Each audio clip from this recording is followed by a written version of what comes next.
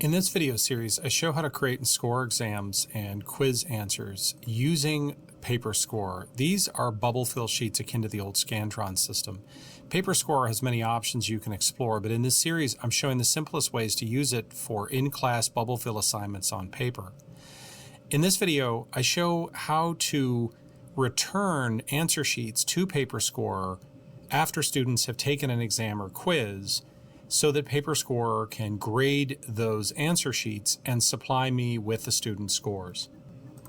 Let's get started.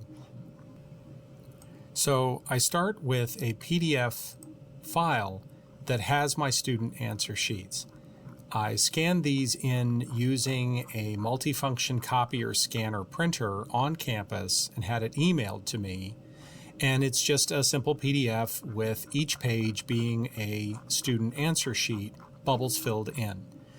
This is what I supply to PaperScorer. Let's do that now. So back in PaperScorer, I click Upload and Score on the left-hand side. And then I'll click Browse Files and go to the location on my hard drive where I have the scans of the student answer sheets. I'll click Open, and it'll upload. Now, depending on how big the exam is or the assessment is and how many students you have, PaperScorer will take some time to process these answer sheets. Once PaperScorer has completed the processing, I can view the results. And I can do that in a number of ways. I'll click the Assessments tab on the left-hand side. I see that this assignment now has 3 students, which indicates that 3 answer sheets have been handed in. And I'll click the 3 vertical dot menu to the right on that row, and I'll choose View Grading. And this is going to give me tabbed reference to each student's performance, individual performance on the assessment, and I can very quickly see the student scores. I can also click Results to get an overall class statistical view.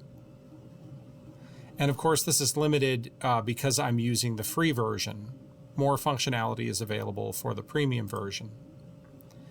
Perhaps most practical, especially if I want to put these scores into D2L, is I can click the 3 vertical dot menu in the upper right of the grading screen and click Export Data. I start entering the title of a class, and I'm going to see my options. Go ahead and click that, click Export Results. Click Download after it has generated the file. And that's going to open in a CSV file viewable in Microsoft Excel. And that's going to give me the score data in a column or tabular format.